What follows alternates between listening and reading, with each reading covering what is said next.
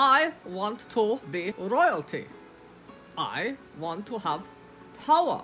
So I'm learning about all of the monarchs in England, throughout history. It's the conquerors and the ones that inherited all of their wealth and glory. I guess I plan to do both. Moving along now from the House of Stuart to the House of Hanover. King George I, who ruled from 1714 to 1727. George I was the second cousin of Queen Anne and her closest Protestant relative. So the Act of Settlement in 1701 allowed George to inherit the throne. How exactly it did that, I don't know. We'd have to look up what the Act of Settlement is.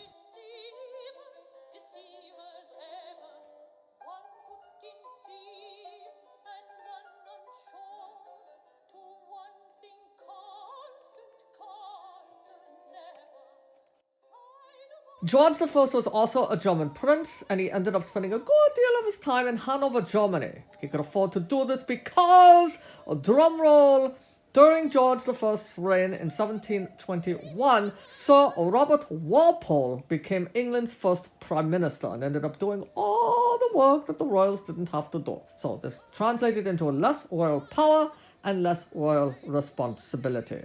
After George I died at the age of 67, his son George II took over the throne. Of note, George II was the very last English monarch to have been born abroad, as well as to have led an army in battle. So remember, this is the House of Hanover. So during George II's reign, the Jacobite Rebellion, which was one of the Stuarts' attempts to take over the throne. Obviously, they were unsuccessful because it didn't happen, and it's still the House of Hanover. Also during George II's reign was the 7 Years' War, and here's something you don't hear every day. You ready for this one? George II actually instructed that the sides of his and his wife's coffins be removed so that the remains could mingle and party.